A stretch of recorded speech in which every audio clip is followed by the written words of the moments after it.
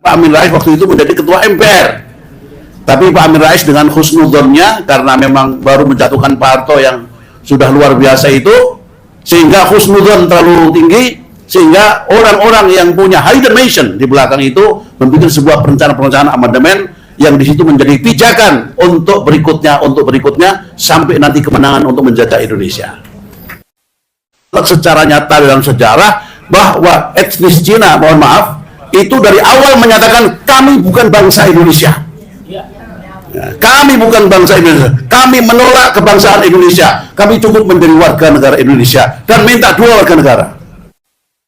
Kita bisa mengindikasikan arah pertama kemana arahnya itu adalah ketika jargon revolusi mental dikeluarkan.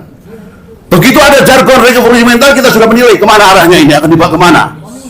Karena yang namanya revolusi mental itu adalah bagaimana membebaskan manusia dari belenggu Tuhan dan keagamaan.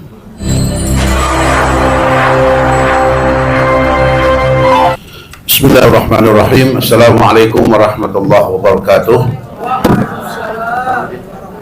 Alhamdulillahi wa kafa, wassalatu wassalamu ala nabil mustafa wa ala alihi wa ashabihi ahlu sidqi wal wafa. Amma ba'd. Pertama-tama terima kasih kepada teman-teman tim ad hoc petisi 100. Selamat datang Pak Amin Rais, Pak Baha, Ibu Sumirat, dan Pak Badrun.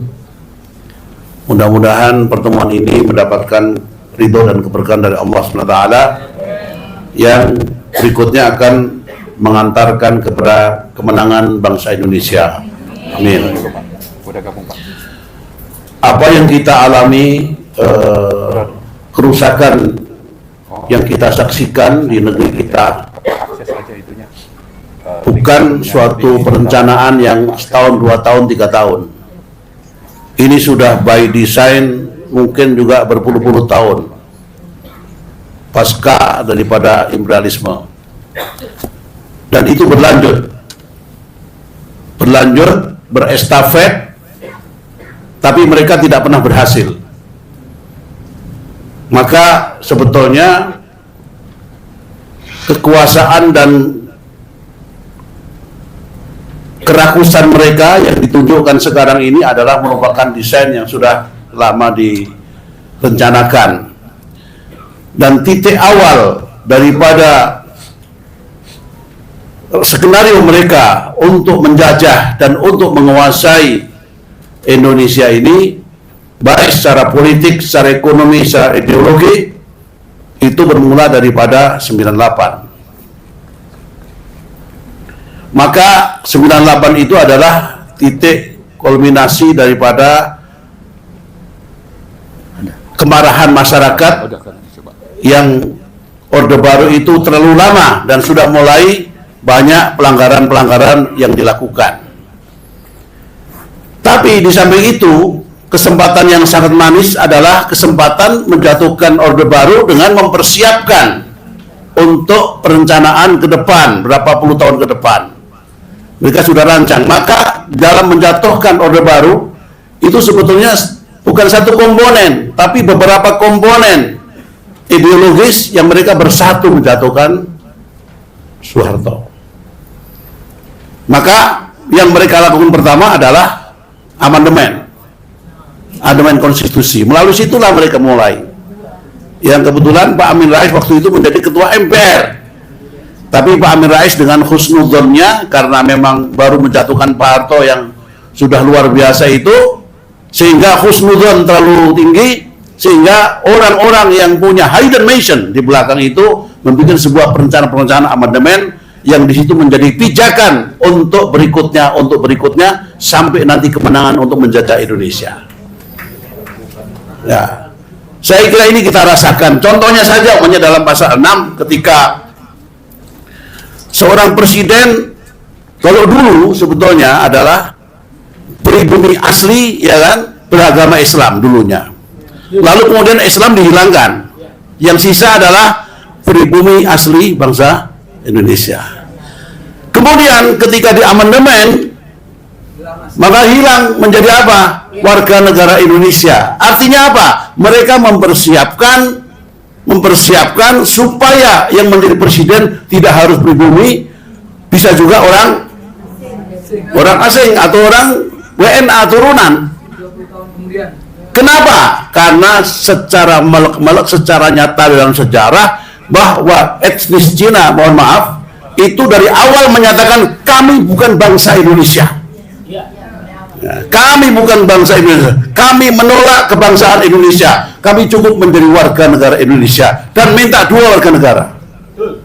Nah, ini jelas di situ. Mulai dari kerusakan yang kita rasakan sekarang ini bukan satu perencanaan yang setahun 2 tahun, tapi berpuluh-puluh tahun yang sudah rencanakan luar biasa secara estafet. Lalu kemudian tinggal 2 pengaruh sebetulnya di Indonesia ini, asing yang untuk ingin menguasai Indonesia secara politis, secara ekonomi, secara budaya dan lain sebagainya. Kekuatan American Mandate dan kekuatan Cina. Nah, makanya di sana ada yang namanya yang dibikin oleh Yusuf Wanandi, CSIS. Itu awalnya sebetulnya mendesain Indonesia ini agar tetap bisa dikendalikan oleh Barat minded, oleh Amerika. Tapi akhirnya ketika rezim Jokowi ini didesain dari awal, maka sudah ketahuan kemana arahnya. Kita bisa mengindikasikan arah pertama kemana arahnya itu adalah ketika jargon revolusi mental dikeluarkan. Begitu ada jargon revolusi mental, kita sudah menilai kemana arahnya ini akan dibawa kemana. Karena yang namanya revolusi mental itu adalah bagaimana membebaskan manusia dari belenggu Tuhan dan keagamaan.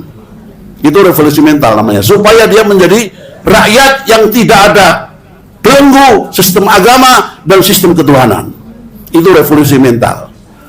Setelah Jokowi awal mengatakan revolusi mental, nah betul ini, berarti arahnya mau ke sana. Kita sudah tahu.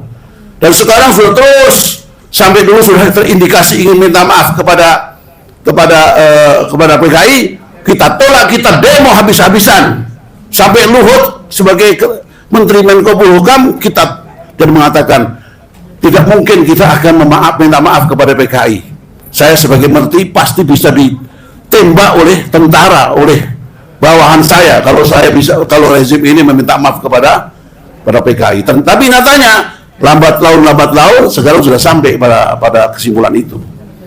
Dan ini sudah sebentar lagi klik, mereka sudah penjajahan total 100%.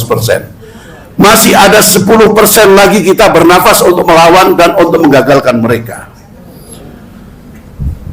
Jadi sebetulnya rezim 2 periode ini adalah rezim boneka. Rezim boneka, dan semua sudah rusak. Konstruksi kebangsaan rusak, konstruksi bernegara rusak, konstruksi hukum rusak, semua rusak. Ya kan? Semua rusak seperti ini. Maka tidak ada jalan lain ya, kecuali kita harus kebangkitan rakyat untuk mengambil kembali kedaulatan.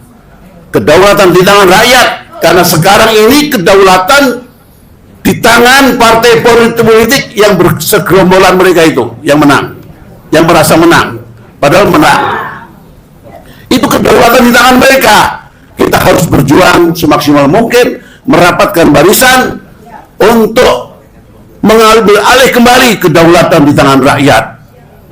Dan kita harus kembalikan kepada konstitusi yang benar, sesuai dengan apa yang dicita-citakan oleh para pendiri bangsa ini yang luar biasa. Maka dalam kesempatan ini kita usulkan agar segera diadakan sebuah rembuk nasional.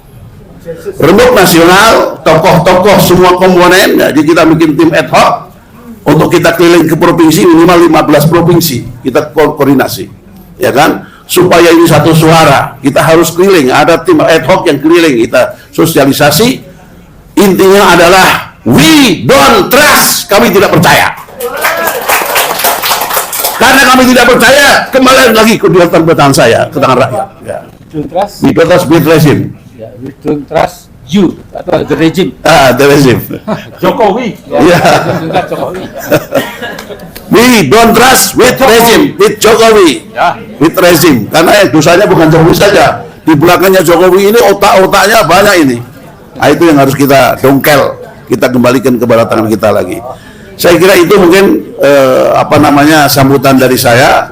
Sekali lagi, kita hendaknya dalam waktu dekat ada rembuk nasional yang kita rencanakan dengan bagus. Kita konsolidasi, membentuk tim ad hoc supaya ini benar-benar menjadi dukungan rakyat dan semua mendukung, insya Allah, mudah-mudahan.